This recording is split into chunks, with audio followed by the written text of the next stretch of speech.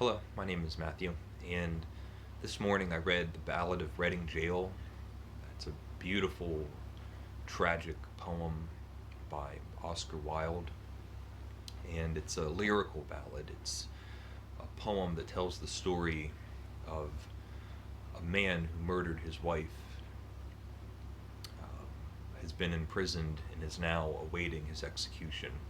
The poem tells the story of how this man got to where he is and describes his final days as he awaits his immediate, uh, inevitable death.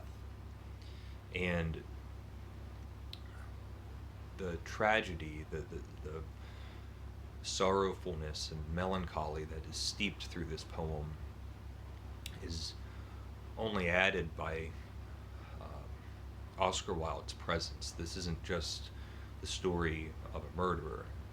This is the story of Oscar Wilde being in the prison system, witnessing um, the murderer, but also all of the convicts and how they're treated and how they're viewed by society, and what does it mean to get justice, and what does sin and guilt and redemption mean in a system like this. And Oscar Wilde moves between telling the story of just this man who murdered his wife into a poignant, insightful depiction of what it's like to be in this prison system, to be in a cell, to be fortified and jailed. What do your hopes look like? What do you feel guilty for? What awaits you in the future? What do you think about the present? And it's powerful. This is an incredibly moving, sobering, somber reality that Oscar Wilde went through. And he chose this man who is beyond redemption. He murdered his wife. There's no gray area that's shown. Everything is admitted. This is a guilty man, and the state is going to execute him. Oscar Wilde, on the other hand, is much more unclear. The reasons, the motivations, everything that led up to his imprisonment is it's baffling. Oscar Wilde was accused of having improper relations with Bosie. Was it Lord Henry Douglas? Lord Henry Douglas. Well, it was Bosie, and he was accused by Bosie's father. Oscar Wilde sued him for slander, and there's a whole series of unbelievable events and questionable decisions, escapes. There were so many opportunities for Oscar Wilde to avoid this, from the outside, what looks like self-destruction.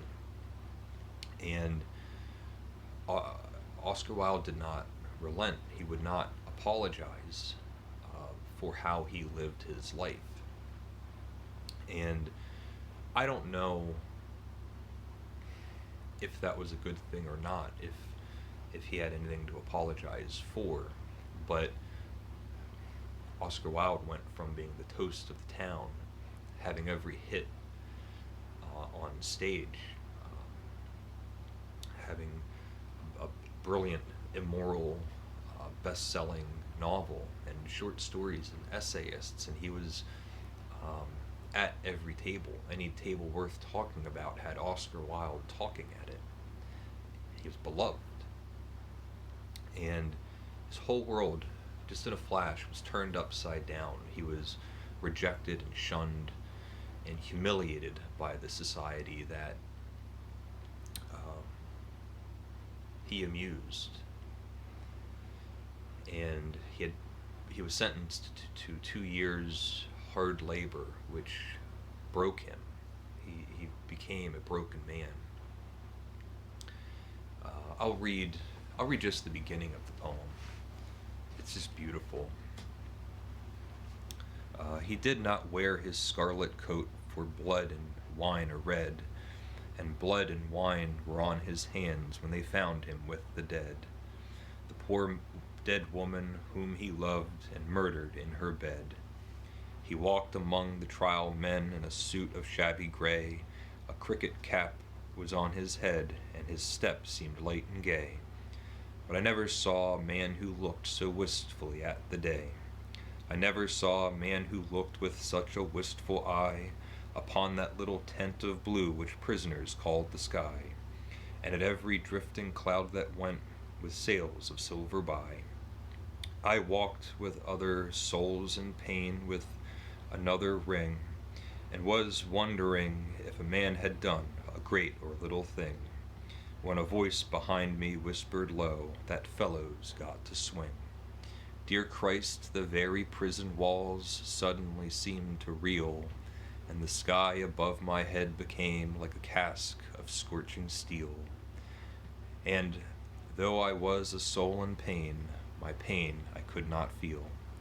I only knew what hunted thought quickened his step, and why he looked upon the garish day with such a wistful eye. The man had killed the thing he loved, and so he had to die. The poetry is incredibly well executed. It has such a tight form.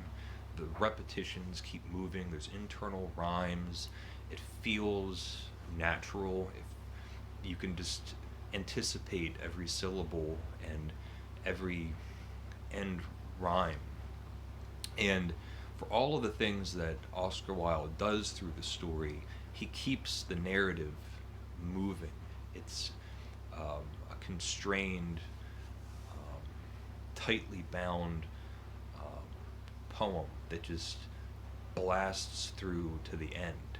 There's no feeling of digression, even though Oscar Wilde's thoughts do move from big and small to the immediate, specific, and general.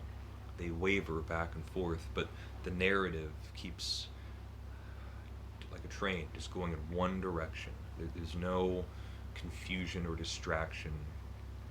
It's just pregnant with meaning. And there's metaphors and analogies and all sorts of additional thoughts and reflections that you can think about after you've read it, but the story itself is the driving force. And to be honest, I can't be objective. This is a poem that I love. I've read it countless times. I probably first encountered it 20 years ago now. There's whole passages that I know by heart. And I think it's one of the best pieces of writing that Oscar Wilde has written. Certainly his most honest, even compared to De Profundis, which he wrote in jail. That is a confessional letter. I believe that he's still wearing a mask. The other thing that makes this poem bittersweet and more sad and tragic is that upon publication, the authorship was accredited to, I believe, C33. That was Oscar Wilde's cell number. That was his cell block. And so when this came to London and was published and sold like hotcakes, it was a bestseller that they couldn't keep on the shelves. It was the Ballad of Reading Gaol by C33. And at least on the first run, there was no indication or a thought that this was written by Oscar Wilde. So, in exile, in poverty, and completely debased and humiliated, removed from the society that he loved, and now the society that scorned him, turned their back on him, they're still being amused and moved by this amazingly brilliant man of letters.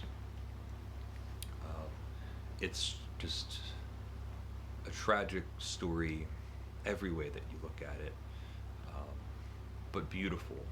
And like anything that Oscar Wilde did, it's just so well told. I'll end there. Let me know if you've read it. I highly recommend it. It's just a fantastic, like I keep saying, it's emotional, moving, sobering, somber, incredibly touching, serious poem. Leave a comment if you'd like, and thank you for watching.